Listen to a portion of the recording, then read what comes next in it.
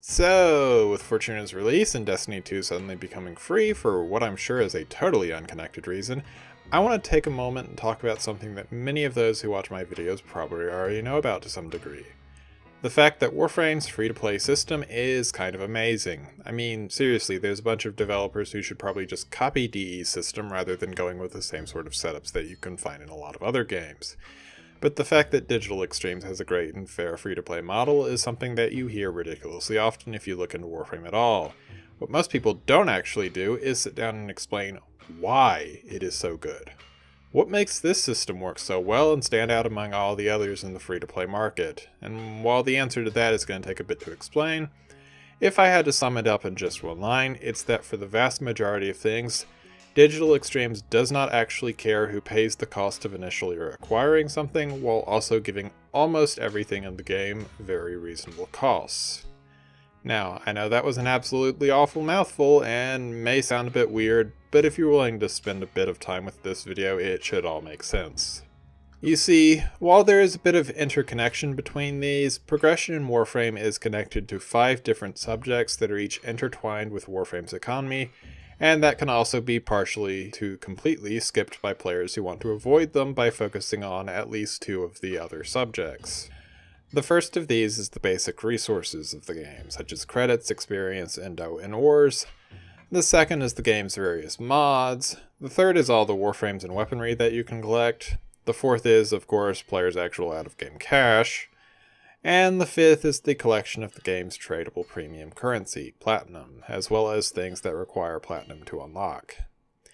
Now, let's start off by focusing on the basic resources.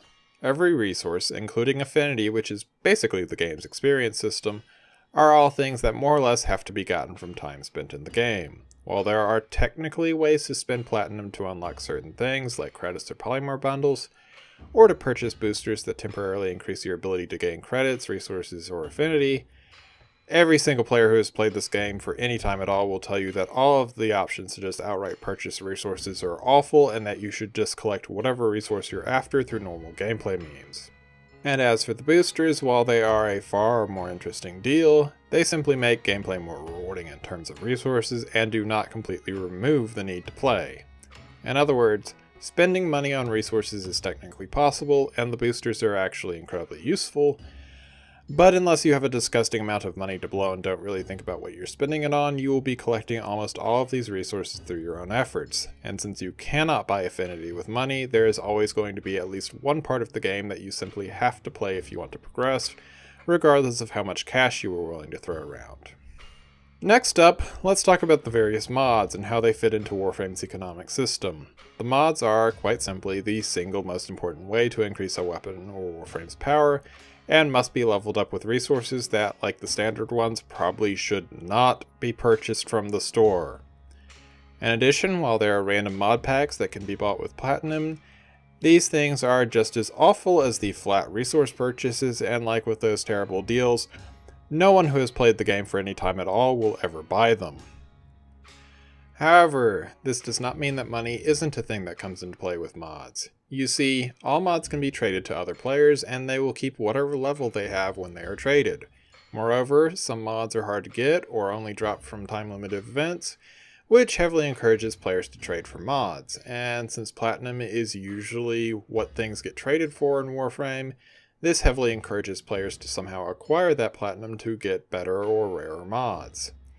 In other words, while someone's time must be spent to collect and level mods up, if you are willing to purchase platinum or trade other items for it, you can use platinum, which was originally someone's money, to get past this part of the game. Alright, now that we've covered the mods and resources, let's move on to the third branch of Warframe's economy: weapons and warframes. Every standard variant of each weapon and warframe in the game can be acquired either through gameplay means or through the in-game store. Not everything is easy to access with gameplay, which helps to encourage players to outright buy certain exceptionally annoying to collect items. But as far as I am aware of, no individual part for a weapon or warframe has worse than a 5% chance to drop from wherever it drops, and no mission that drops parts lasts for more than 20-ish minutes. And this is pretty much how things work for normal variants of all Warframes and weapons across the board, with the notable and extremely hateable exception of the Hemo, which was a weapon designed to be a special goal for clans to work towards, but in reality ended up being that one weapon that no clan actually wants to bother with because the resource requirements for it are that bad. As for the special weapon variants, which are generally better than their normal forms, these can all be acquired through trading at any time, and can be accessed through gameplay either at certain periods, which can last between a few hours and a few months, or can be bought from one of the 6 syndicates, which are special in-game factions. Like with mods, the entire system is set up in such a way that getting platinum for trading is incredibly important, but if you are willing to spend the time to do so, you can access almost anything through normal gameplay. As for the 4th section of Warframe's overall economy, real out-of-game money, there are actually only 3 types of things that have to be purchased directly with cash instead of platinum. The first, and most unique, is Tenogen, which is a special type of cosmetic item that is actually created by players, who are then given a percentage of the sales from the item that they created. Then there is Primed Access, which gives the buyer the most recently released 3 Prime items, as well as some platinum and a few exclusive cosmetic items. And finally, real cash can be used to buy platinum currency directly for 15 platinum per dollar, and there are both discounts that occur randomly when logging in that reduce the cost by up to 75%, and further cost reductions for larger purchases. Everything else that is in the store, including the majority of the game's cosmetic items, can be bought for that platinum. And it's very important that platinum and not real money is used for things, because platinum is a fully tradable currency. All of those mods and weapon parts and other tradable items that I mentioned can be traded to other players to give them access to platinum without requiring them to spend a single coin. And there's some pretty good reasons that people would want platinum but not need it in the huge quantities that you would get from purchasing it. Inventory slots are tied to platinum, but at a very, very low cost, which means players can realistically trade even relatively cheap items to other players and collect the platinum they need for them quite quickly. In fact, one trade for an exceptionally rare mod can often give several times the amount of platinum needed for something small like weapon slots. Similar situation with Auric and Catalyst, Reactors, and Forma, which are upgraded items that can technically be collected from the game, but are set at such a low cost that it's probably best to just trade for the platinum and buy them from the store that way. As for the middle level of things that people would want to buy, cosmetics and resource boosters generally go between 40 and 200 platinum, which puts them in the sort of area where players only need to trade between 4 and 20 decent weapon parts to purchase them. And if they manage to sell things that are both new and rare, like recently released Prime parts, 4 trades really is often enough to collect 200 platinum. So what does this all actually mean? Well, imagine this. I want to get Korra, a frame that's probably the most annoying to farm for in the entire game, does not have tradable parts, and who can be bought from the market for 325 platinum. Now, I've got a few ways I can access her. I can run 8 rounds of Sanctuary Onslaught, which drops all 4 of her parts at between a 6 and a 9% chance. And if I'm lucky, I can get up to 3 different parts every 20 minutes or so. So if I set aside the time and do some serious grinding, I can maybe get all the parts within a few hours, and if I'm insanely lucky, just 40 minutes. However, I could also aim for getting her from the store, which would mean that I'd need to collect that 325 platinum. And I've got a few ways to do this. I could, obviously, put cash into Warframe and just buy it. That would come out to somewhere between $5 and $20, depending on if I've got a discount on platinum or not, and would certainly be the fastest way to get her.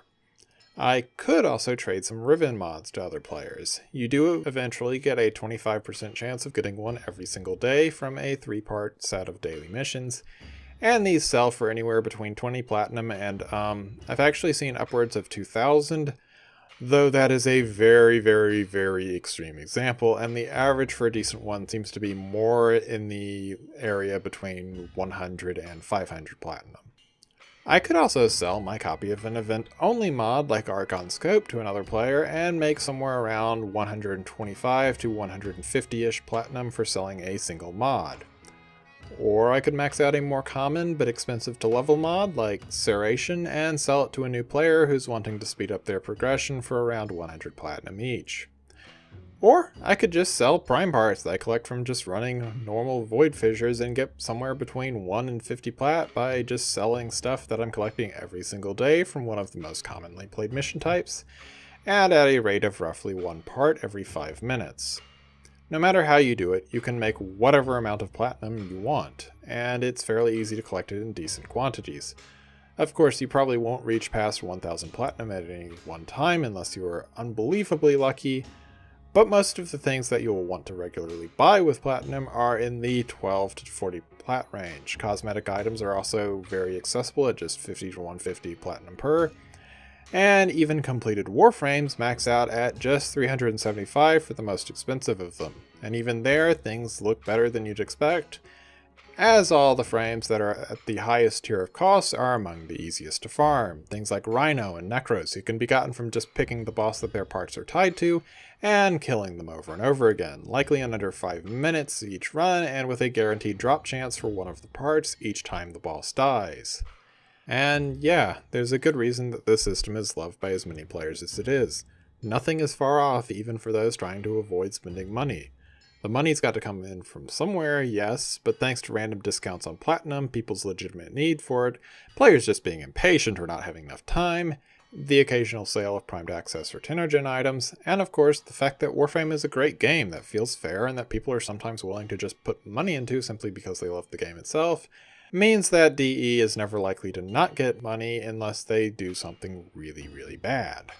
Is this system perfect? Of course not. I'm sure there are a whole bunch of minor things that can be tweaked throughout, and it does have 3 big issues that I'm going to talk about in the second half of this video that even a somewhat casual eye can get a bit sore over.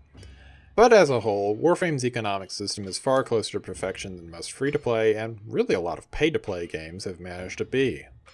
As always, I hope you enjoyed the video. If you've learned anything, please leave a like and subscribe, and I will see you later. Farewell.